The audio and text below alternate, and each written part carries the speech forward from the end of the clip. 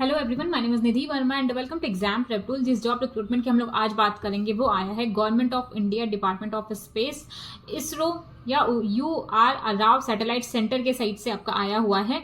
और रिक्रूटमेंट किसका किया जा रहा है? Scientist engineer SC, scientist engineer SD, medical officer SC का आपका रिक्रूटमेंट किया जा रहा है। बहुत ही 20 पेजेस का इन्होंने PDF रिलीज किया है जिसमें हर एक चीज इन्होंने डिटेल में बताई हुई है। जो इंपॉर्टेंट बात है वो ये है कि अगर बात की जाए साइंटिस्ट इंजीनियर SC में तो टोटल पोस्ट कोड आपकी 1 है, टोटल वैकेंसी आपकी 2 होने वाली है। एजुकेशनल क्वालिफिकेशन क्या होना चाहिए? आपका BE या BTech कंप्लीट होना चाहिए। किसमें? इंडस्ट्रियल प्रोडक्शन में या इंडस्ट्रियल इंजीनियरिंग में या इंडस्ट्रियल मैनेजमेंट में या फिर इंडस्ट्रियल इंजीनियरिंग या मैनेजमेंट में या फिर प्रोडक्शन इंजीनियरिंग में आपका BE या BTech होना चाहिए। पेपर कैसा होगा? सिलेक्शन, मोड ऑफ सिलेक्शन, आपका written test and interview conduct कराया जाएगा। साइंटिस्ट इंजीनियर SD लेवल में आपको लेवल 11 का पे स्केल होगा। टोटल 1 पोस्ट मिलेगी और पोस्ट कोड होने वाला है 2। इसमें आपका एजुकेशन क्वालिफिकेशन क्या होना चाहिए? MTech इन मटेरियल साइंस में या मेटलर्जिकल इंजीनियरिंग में। इसके अलावा BE या BTech होना चाहिए। फिजिकल स्ट्रीम में, मेटलर्जिकल इंजीनियरिंग में भी है तो भी चलेगा, मटेरियल साइंस में, या फिर आपका BSc फिजिक्स केमिस्ट्री या मटेरियल साइंस में होना चाहिए।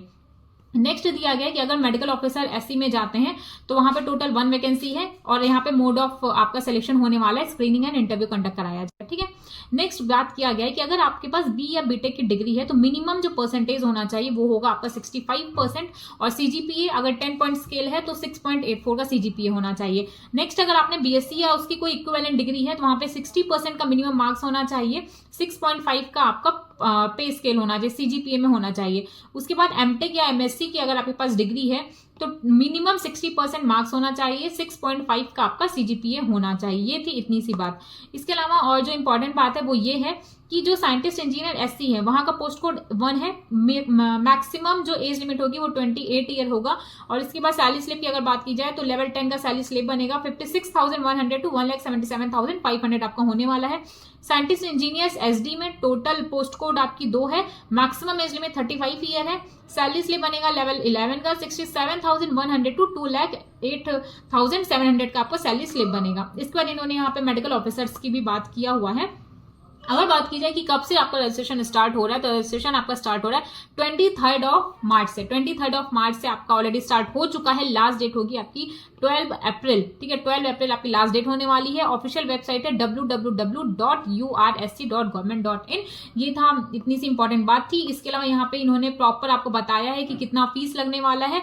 तो जो आपका फीस लगेगा 750 रुपीज लगेगा। नॉन रिफंडेबल होगा आपका 250 रुपीज। ठीक है, और लगेगा आपका 750। ठीक है, refund in full 750 for candidates who are exempted for payment application. अच्छा, अगर कोई वुमेन SC ST PWBD है तो उसका पूरा रिफंड कर दिया जाएगा। ठीक है, बाकी जो अदर कैंडिडेट्स हैं उनका ओनली 500 रुपीज ही रिफंड किया जाएगा।